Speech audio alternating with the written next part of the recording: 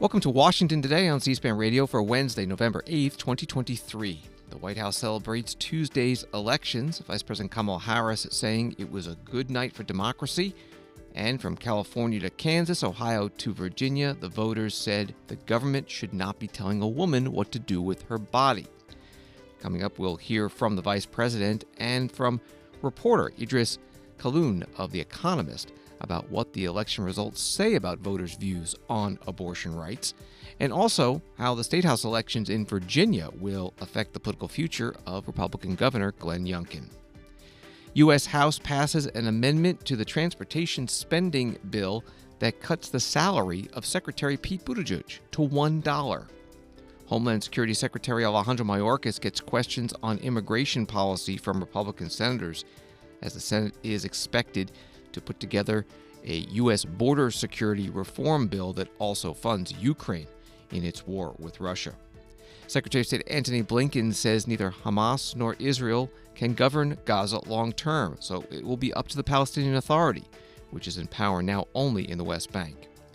And a U.S. House hearing about anti-Semitism on college campuses is interrupted repeatedly by pro-Palestinian protesters.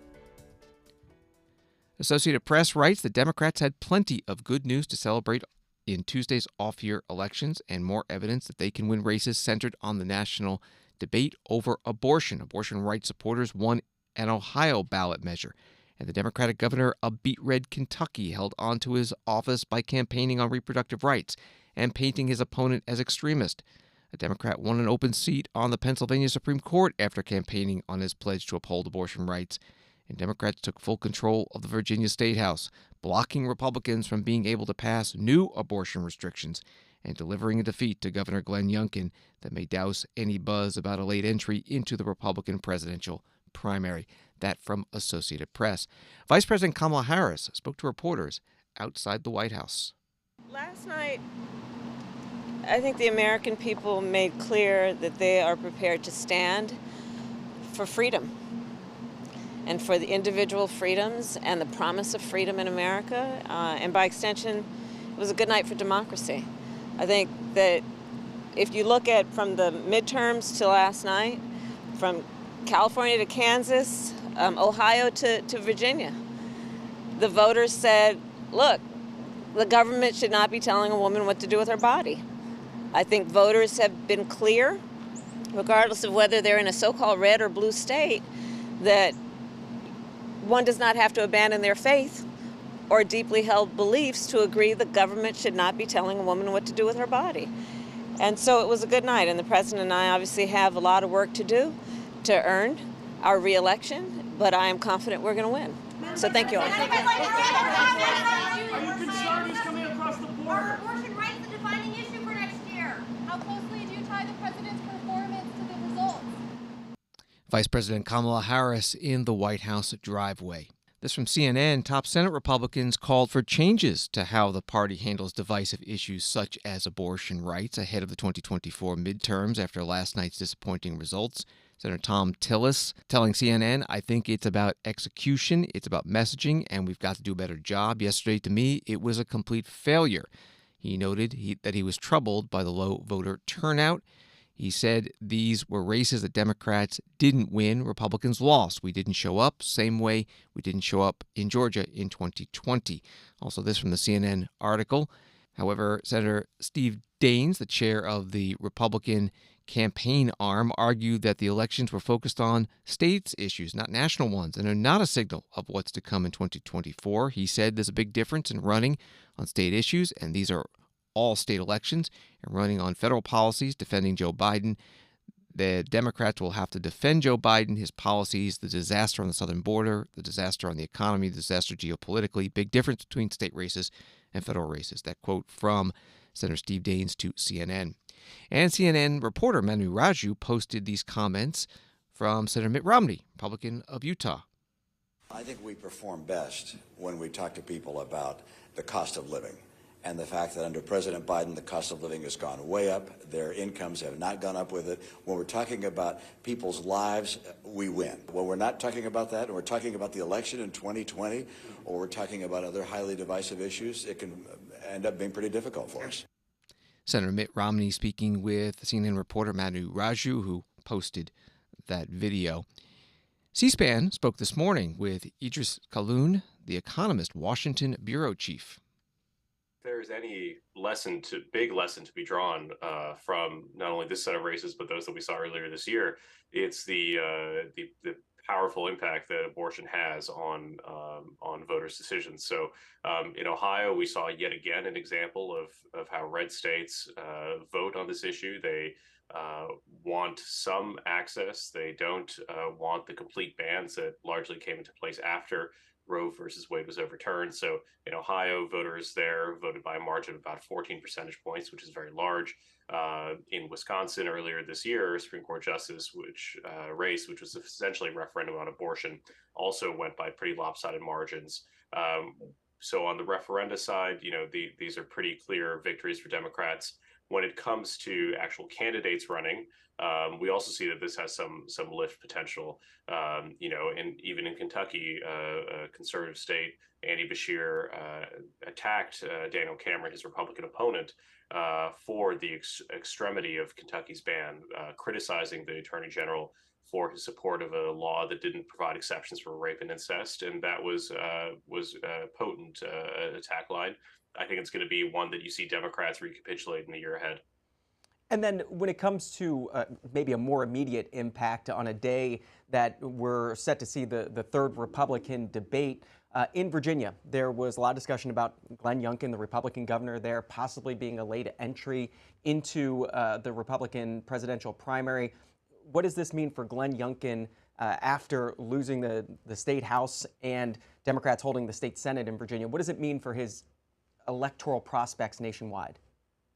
Yeah, so, people had been hoping that Glenn Youngkin would be their Hail Mary to avoid a Trump recoronation. I think that there were some logistical reasons about registration for primaries that meant that was harder than people realized to begin with. But, the governor himself seemed to have left the idea open. He said that he was focused on the state legislative races. And the idea was that if he had won, he'd have some momentum. He'd be able to somehow spin that into becoming the anti-Trump candidate that actually could make a dent, whereas all of the, Ron DeSantis, Nikki Haley have not managed to do so.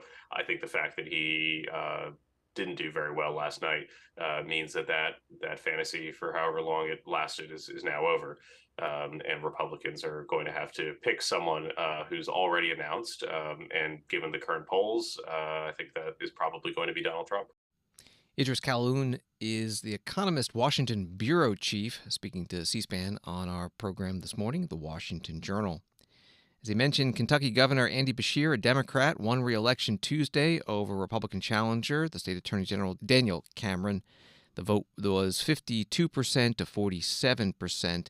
In his victory speech in Louisville, Governor Beshear mentioned super PAC spending by the state's two Republican U.S. Senators, Mitch McConnell and Rand Paul. But folks, this wasn't my win. This was our victory. It was a victory that sends a loud, clear message. A message that candidates should run for something and not against someone.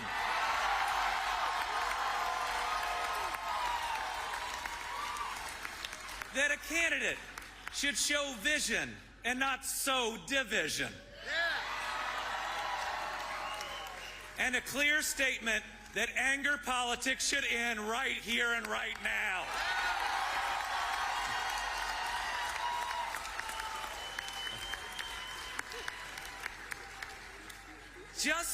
Just look at what we were up against. 5 super PACs. My opponent's super PAC, Mitch McConnell's super PAC, Rand Paul's super PAC, the Club for Growth, the Republican Governors Association, all running ads full of hate and division. And you know what? We beat them all at the same time.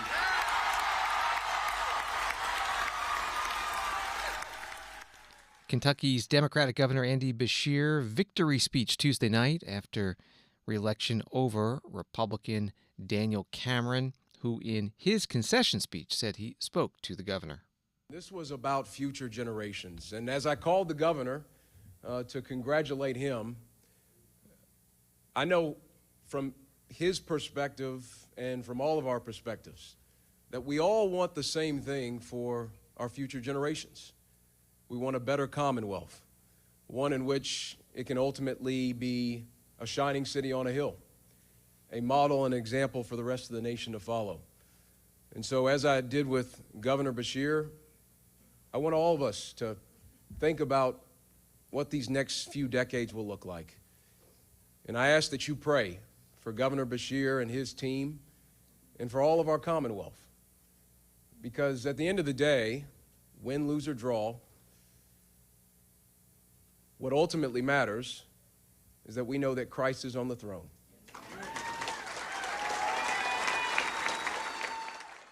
Daniel Cameron, Kentucky's Republican gubernatorial nominee, conceding Tuesday night.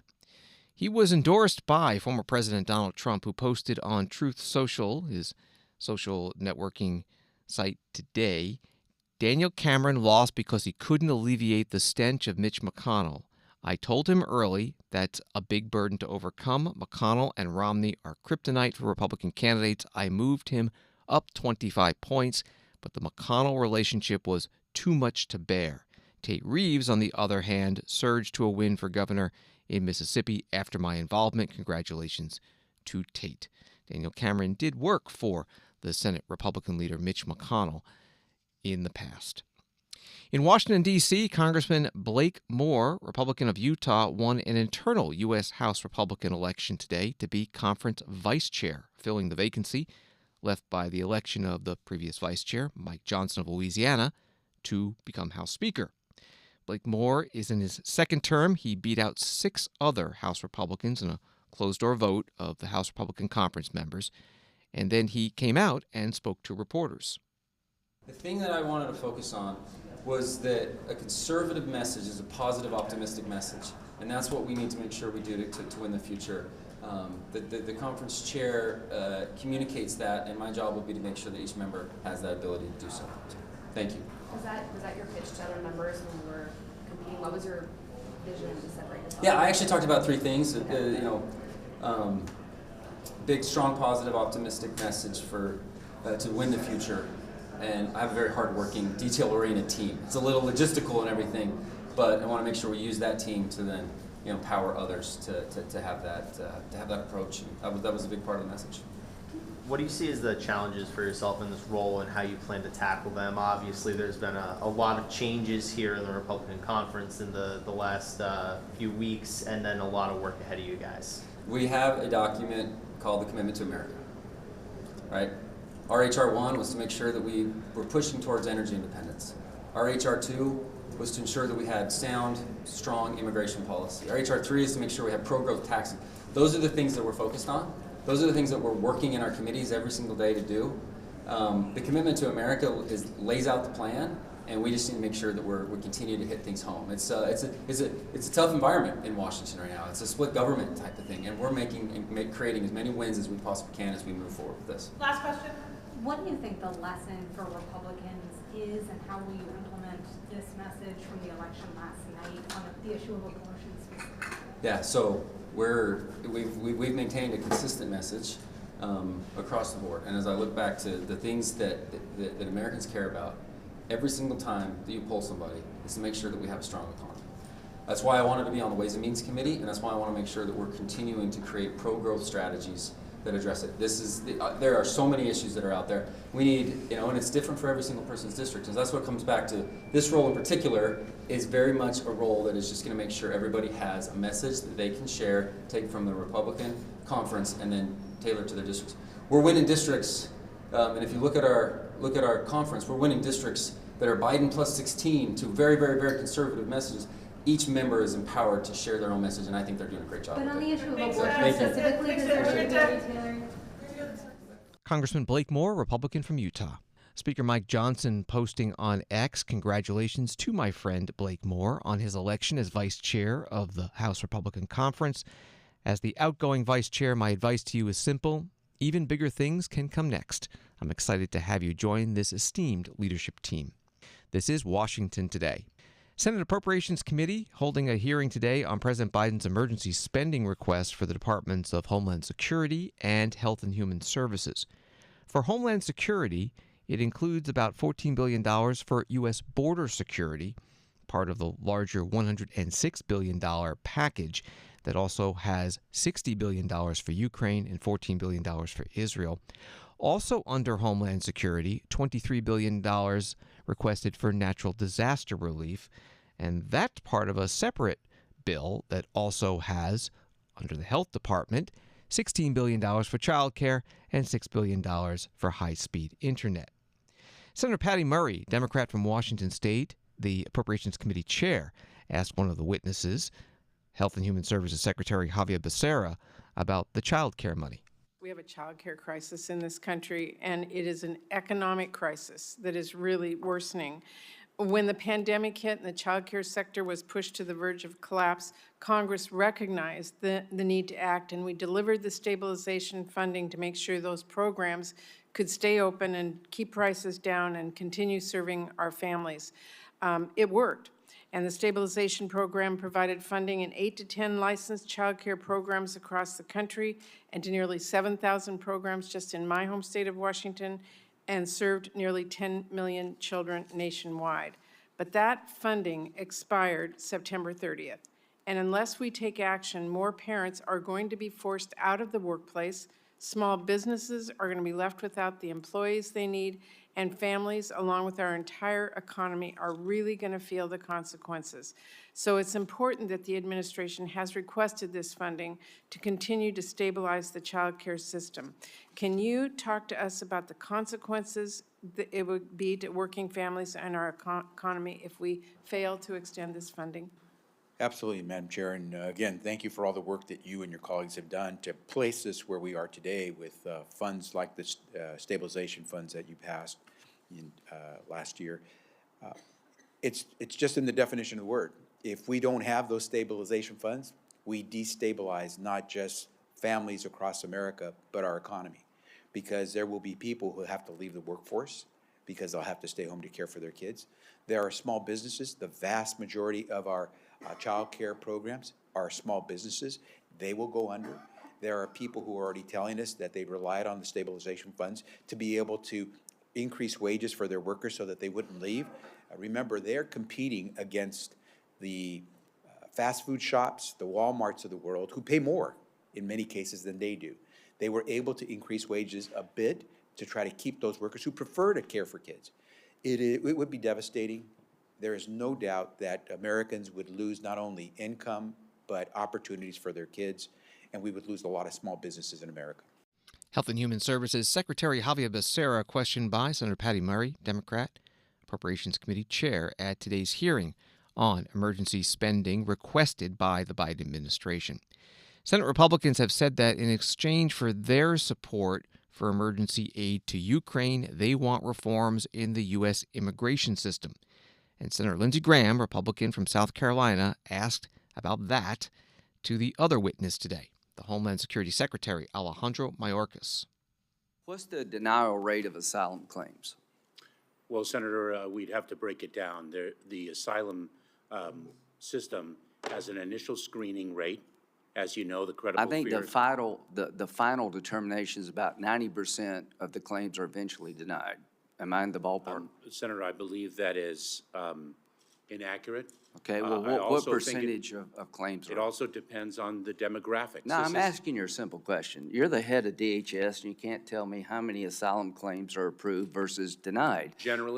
Generally speaking, across the board on a macro basis, it's approximately 75%. Okay, so if 75% are denied, would you work with me to change the initial screening standard? Senator, I will work with you to achieve a comprehensive solution, because a piecemeal solution will lead to remaining problems. Well, if you're expecting comprehensive immigration reform between now, that's not going to happen. Will you work with me to fix the asylum system? Senator, I will continue to work with you to fix the immigration system that is fundamentally broken. Let's parole. How many people? Here's the law of parole. The DHS Secretary may, in his discretion, parole people in the United States temporarily under such conditions as he may prescribe only on a case-by-case basis for urgent humanitarian reasons or significant public benefit. There were 240,000 people paroled this fiscal year. Did you do a case-by-case analysis? Senator, we comply with the law. So there is a file for all 240,000 where somebody determined they meet these two criteria. There is an individualized determination made by On our all personnel. 240,000. And I can see that. Yes, Senator. Okay, I'm asking for that. Very well, So Senator. in your opinion, 240,000 people were individually screened and granted parole. You're not blanket paroling people, are you?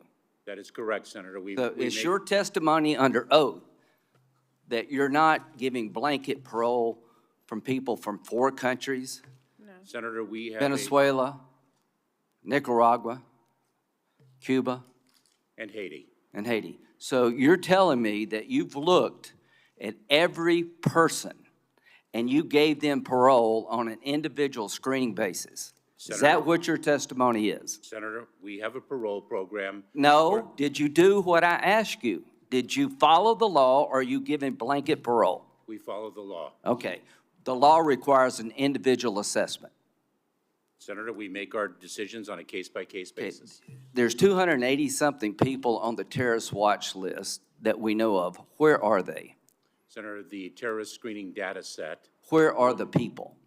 the individuals whom we encounter that are on the terrorist screening data set. Are they out of the country? Are screened. Are they out of the country or are they in the country? Senator, they very well may be out of the country. But you don't know. There are people on the terrorist watch list, and you can't tell me where they're at. That is not my testimony. Well, okay, where are they? Senator, if you would allow me please. the opportunity to answer. Individuals who are encountered at the southern border, Okay, who are in the terrorist screening data set, okay. may not necessarily be known or suspected terrorists, number one. Number two, individuals who pose a threat to our national security are an enforcement priority for us. They are the priority that are subject to removal.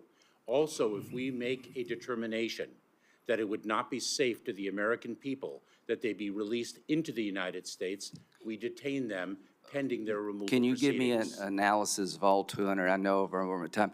Do you think you're doing a good job? Senator, I'm incredibly proud to support the men and women of the Department of Homeland Security. I didn't ask about them. I asked That is about my you. answer. That is my answer.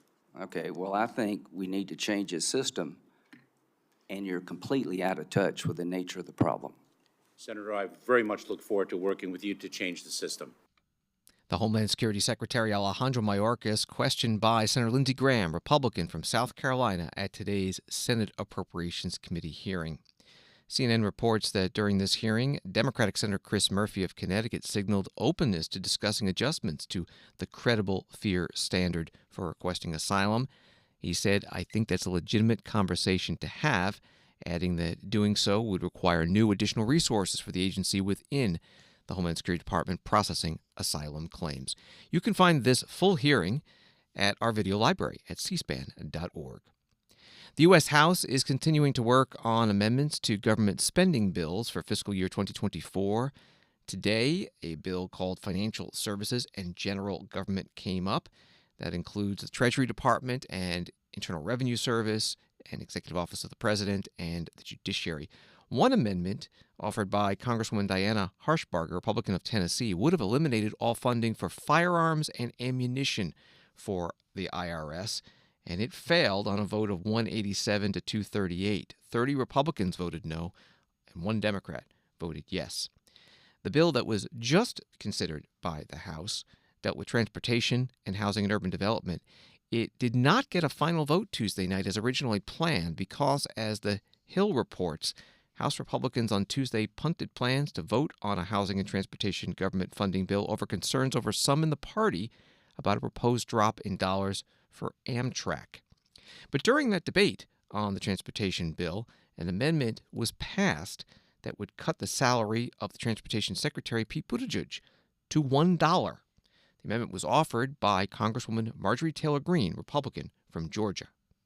He has been busy calling roads racist, enforcing equity action plans, and implementing climate change initiatives, rather than strengthening our nation's transportation and infrastructure systems and responding to emergencies like the train derailment in East Palestine. He stated, "There is racism physically built into some of our highways. Every transportation decision is inherently, in many ways, a decision about equity." I would argue people driving on dirt roads every single day in rural America may feel that way, but our Secretary of Transportation, Pete Buttigieg, doesn't care about Americans in rural America. He's more interested in declaring that roads are built on skin color and racism. Congresswoman Marjorie Taylor Greene on the House floor on Tuesday offering her amendment. She also cited an incident involving Secretary Buttigieg and his bicycle. He has also intentionally tried to deceive the American people, as shown when a video surfaced of him faking a bike ride to a White House cabinet meeting. The video showed Secretary Buttigieg driving to the White House, but stopping in just enough time for his security detail to unload his bike from the back of the gas-guzzling SUV. He then rode his bike for the cameras to the White House as if he had been riding it all along. What a hypocrite. What a liar. Congresswoman Marjorie Taylor Greene, Republican from Georgia, proposing this amendment on Tuesday to cut Secretary Buttigieg's salary to $1. She brought the amendment up under what is known as the Homeland rule, first put in place in 1876, named for then Congressman William Holman of Indiana. It allows amendments to appropriations bills to reduce the salary of or fire specific federal employees. On Tuesday, Congressman Mike Quigley, Democrat from Illinois, spoke against the Greene amendment. We now enter the theater of the absurd. Again, for the second day in a row, let's have two white people talk about racial equality in the United States, because we know so much about it from having, so much experience. But here we are. The reality of the situation is this isn't serious, but it is the new normal. If we don't like people, we'll pay them $1. If we disagree with them, we'll cut their salary. At some point in time, we have to recognize the fact that we are going to disagree. We are probably going to, for most of the rest of our lives, live in a divided government. So when we disagree with the administration, or the administration disagrees with us, the notion is, well, we just won't pay them anymore, because it'll make a good soundbite, or theoretically help us raise money because it sells well at home. But it doesn't do anything for our constituents. And the reality is public servants are doing their jobs and carrying out the policy of the administration they serve should be commended, not demonized. Congressman Mike Quigley, the ranking Democrat on the Appropriations Subcommittee on Transportation and Housing, speaking on the floor Tuesday. The amendment from Congresswoman Marjorie Taylor Greene passed by voice vote. But as previously mentioned, a final vote on the entire spending bill was postponed Tuesday night because several Republicans are opposed to the bill's cuts for Amtrak. So far, the U.S. House has passed 7 of the 12 annual appropriations bills. The Senate has passed 3 as a single bill. Current temporary government funding runs out on November 17th. House and Senate leaders say they plan votes on some version of an extension to prevent a government shutdown. Wall Street today, the Dow down 40, NASDAQ up 10, and S&P up 4. Washington today continues in a moment. People often think C-SPAN is funded by the federal government. In fact, we're a nonprofit organization that receives no government funding. As news consumption changes, you can help ensure the future of C-SPAN's unfiltered coverage of national government and politics. We hope you'll consider making a tax-deductible contribution that will support our daily editorial operations. To learn more, visit cspan.org/donate. Welcome back to Washington Today, available as a podcast wherever you find your podcasts and on the C-SPAN Now mobile app. A few more headlines. Ivanka Trump testified today in the New York civil fraud trial of the Trump Organization. She is not a defendant, but her father and two brothers are, accused of artificially inflating the company's net worth to get better loan and insurance terms. NBC News reports that Ivanka Trump testified that she did not know many details related to the financial documents at the center of the case. She was asked a number of questions about how loans were secured, about emails that went back and forth between her and different members of loan organizations, and she said repeatedly, politely, "I do not recall."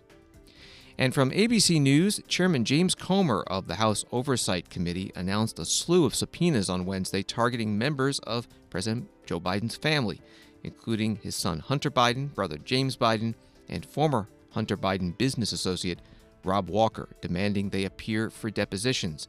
Subpoenas, which Comer has threatened for months, marks an escalation of his panel's ongoing impeachment inquiry into President Biden. The committee had previously subpoenaed banks for records belonging to Hunter and James Biden. That from ABC News. This story from the New York Times. Secretary of State Antony J. Blinken said Wednesday that Gaza should be unified with the West Bank under the Palestinian Authority once the war ends. The strongest signal yet from the Biden administration about what it would like to see at the end of Israel's fight against Hamas in the enclave. Mr. Blinken went beyond remarks by a White House spokesman who on Tuesday cautioned Israel against reoccupying Gaza after the end of the war with Hamas. Prime Minister Benjamin Netanyahu had suggested earlier in the day that his country could hold a security role there, quote, for an indefinite period. Secretary Blinken spoke in Tokyo after a meeting of foreign ministers with the G7, or group of 7 industrialized nations. First question goes to Courtney McBride with Bloomberg. Thank you. Good evening, Mr. Secretary. Israeli Prime Minister Netanyahu said that his government would maintain security control of Gaza for, quote, an indefinite period, end quote. How do you reconcile those comments to previous statements by both the U.S. and Israeli governments opposing a reoccupation of Gaza? And then you addressed this a bit, but other G7 members have expressed support for a full ceasefire in the Israel-Hamas war, while the U.S. continues to support just these humanitarian pauses.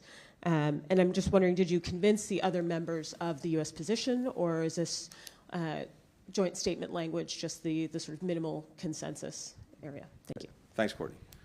So I think we've been very clear from day one that when it comes to post-conflict governance in Gaza, a few things are clear and necessary. One, Gaza cannot be continue to be run by Hamas.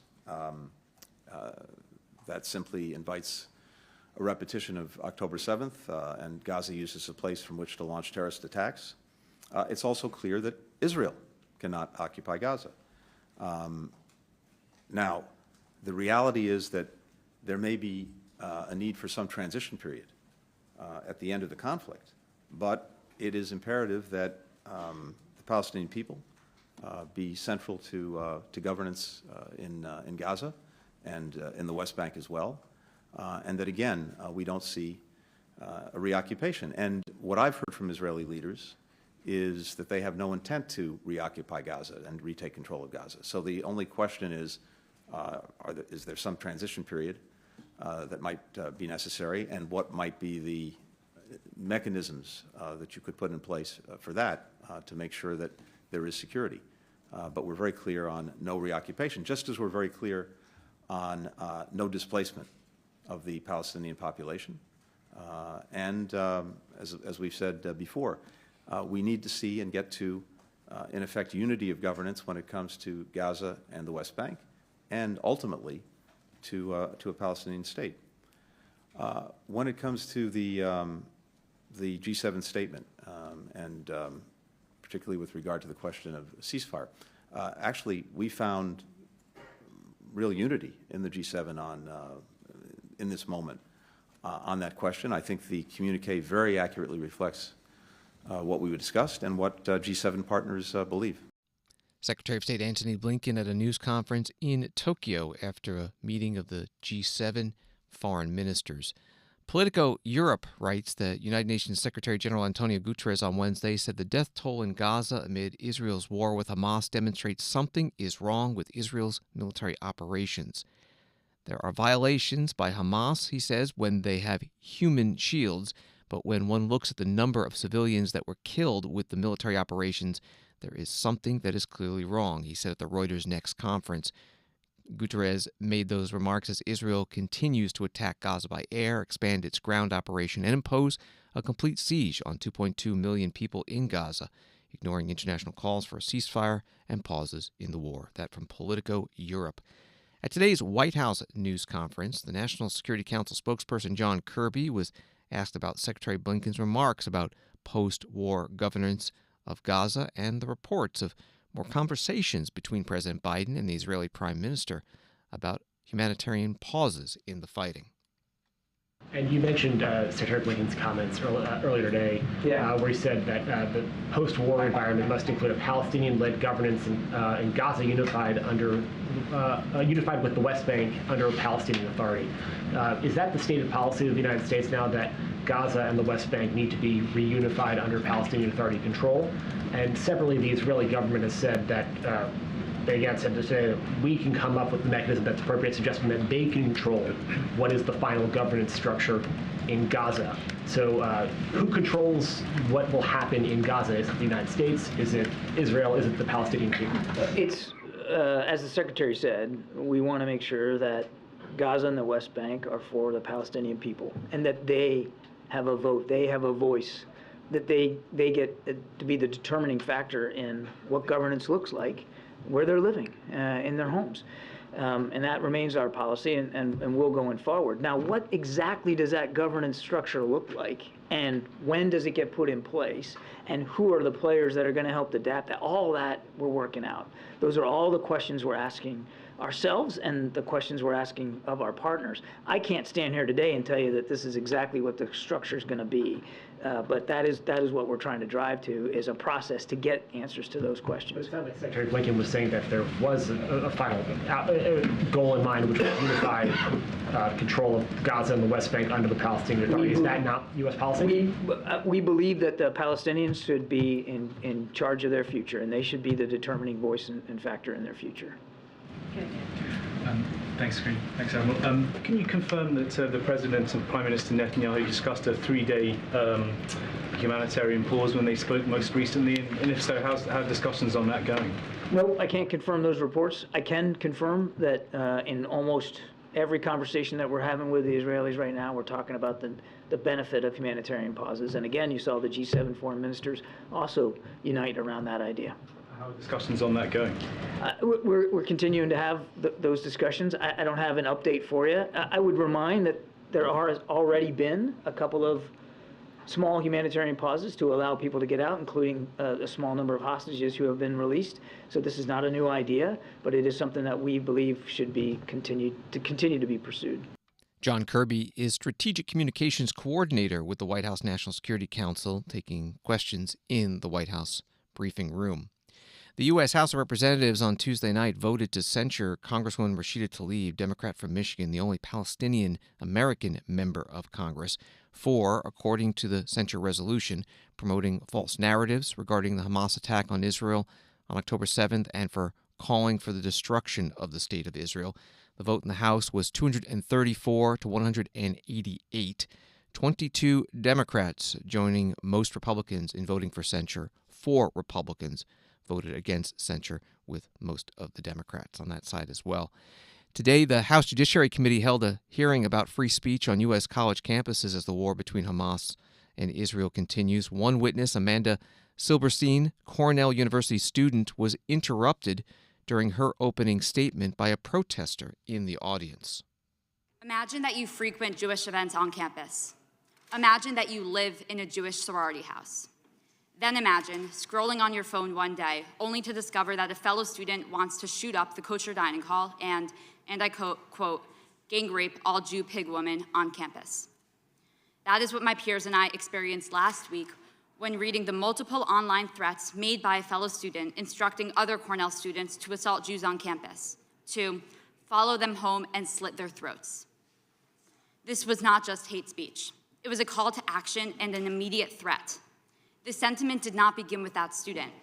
Professors and student organizations have been fueling Jew hatred and spreading it across campus with disregard or potentially even with deliberate intent to incite. Free Palestine! Anti-Zionism is not anti-Semitism! Committee will be in order. Committee will be in order. apologize, Ms. Silberstein. You can continue. A protester and Amanda Silberstein, Cornell University student, at a House Judiciary Committee hearing today. During the question and answer period with members of the committee, Congressman Tom McClintock, Republican of California, asked another witness, Kenneth Marcus, founder and chair of the Center for Human Rights Under Law, about anti-Semitism, speech, and the constitutional right to free speech. Speech can be ugly, it can be disgusting, hateful, prejudiced, alarming, but it can never be dangerous to a free society as long as men and women of goodwill have the freedom to dispute it, to challenge it, and to reject it. I've never been comfortable with this concept of hate speech simply because it's always seemed to be a very short step between banning hate speech and banning speech we hate. Mr. Marcus, this chant from the river to the sea, that clearly calls for the eradication of Israel. It is genocidal at its roots. The House just censured a member for repeating it. And let me say, it is absolutely despicable. But should that be banned or punished, the mere repetition of that phrase? So thank you, Congressman. I'll just begin by saying again that most hate speech is protected speech under our Constitution, but context matters. Are we talking about public institutions or non-public institutions? Are we talking about public fora or non-public fora? But I will also say again that where one finds hate speech, one often, almost invariably, finds hateful conduct. Well, there's a very bright line between speech and conduct. Speech we tolerate because it can be combated by appealing to the better angels of our nature, by exposing the nature of evil that is behind it. That's how we resolve our differences without resorting to force. Now, my point is this: we have this chant that calls for the eradication of Israel, and we punish people for using it. Well, I happen to believe in the eradication of Hamas. I'm not making a moral equivalency. There couldn't be a stronger contrast between good and evil than that. But the same freedom of speech that protects my right to advocate that position is at stake here, is it not? So I also very strongly support free speech, even freedom of speech to say things that we hate. I believe that the Trump executive order on combating anti-Semitism does something important, which is to say, it indicates that in many other areas of the law, we can use speech not as something to punish or suppress, but as an indicator of the nature of conduct. So that, for example, if you say certain things and then throw a rock through the window of the Hillel building, your statement may be used to determine whether that conduct was intentional, whether you intended to hit the building or not, and whether it was motivated in a way that implicates either student conduct codes or other rules of behavior. I believe it is important for rules, whether within universities or within the Federal Department of Education, to use conduct in this way. That is to say, speech must be protected, but it is sometimes a way of understanding conduct which often crosses the line. Well, yes, but then you're talking about the conduct and the influence of speech on it, but the issue is the conduct, not the speech. Congressman Tom McClintock, Republican from California, questioning Kenneth Marcus, founder of the Center for Human Rights Under Law, at today's House Judiciary Committee hearing about free speech on college campuses, in particular what's been happening since the outbreak of the war between Israel and Hamas. The U.S. House has passed a bill already that has $14 billion in aid to Israel in its war with Hamas. The Senate is expected to put together a completely different bill, closer to what President Biden has requested. Aid to Israel plus $60 billion for Ukraine in its war against Russia, aid to Indo-Pacific nations, and something dealing with U.S. border security. And in the Senate version, will not have what the House did, and they included $14 billion in cuts of the IRS as an offset. The Senate Foreign Relations Committee held a hearing today about the proposed aid to Ukraine. Senator Rand Paul, Republican of Kentucky, questioned Assistant Secretary of State James O'Brien.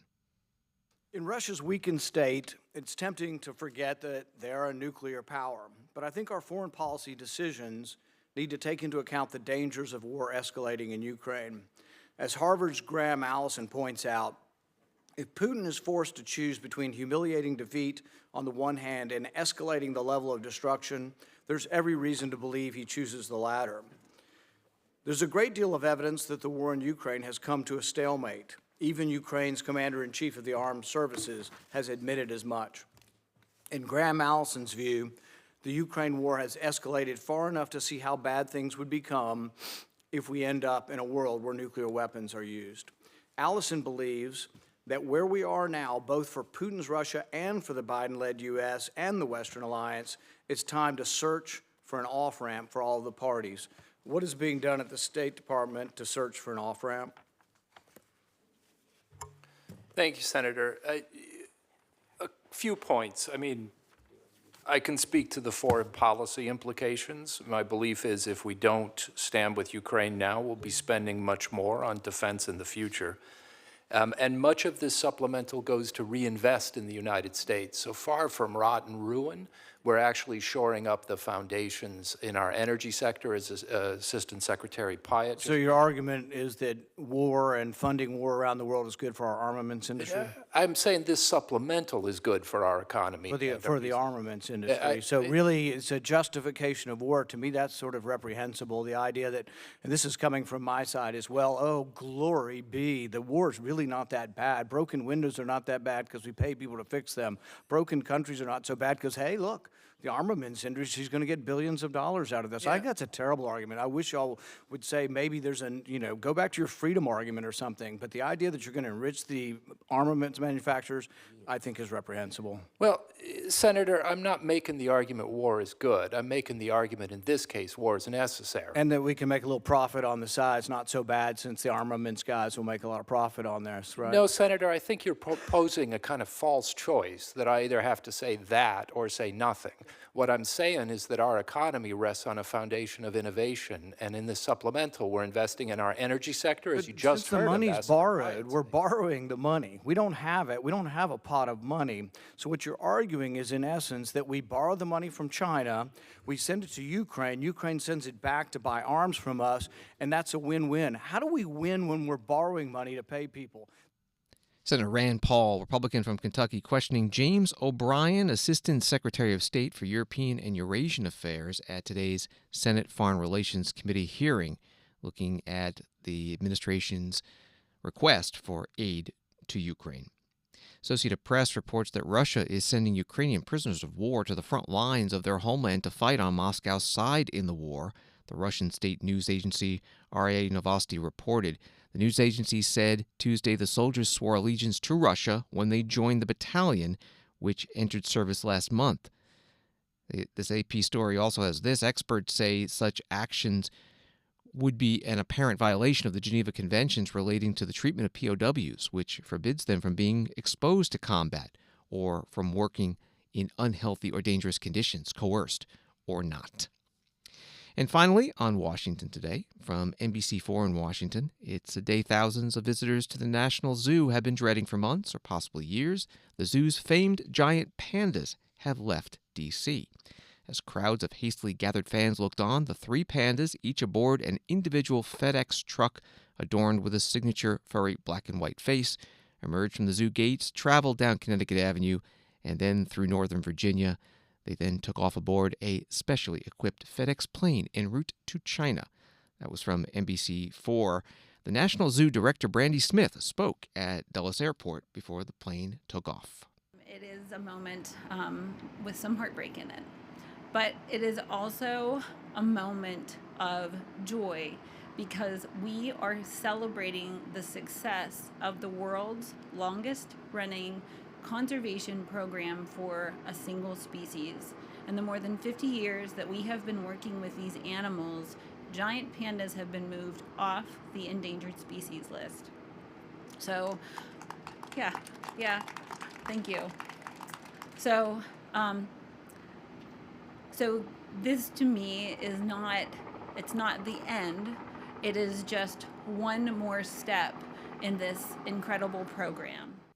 National Zoo Director Brandy Smith at Dulles Airport in Virginia as the giant pandas were loaded onto planes to fly to China. Back to the NBC4 News article.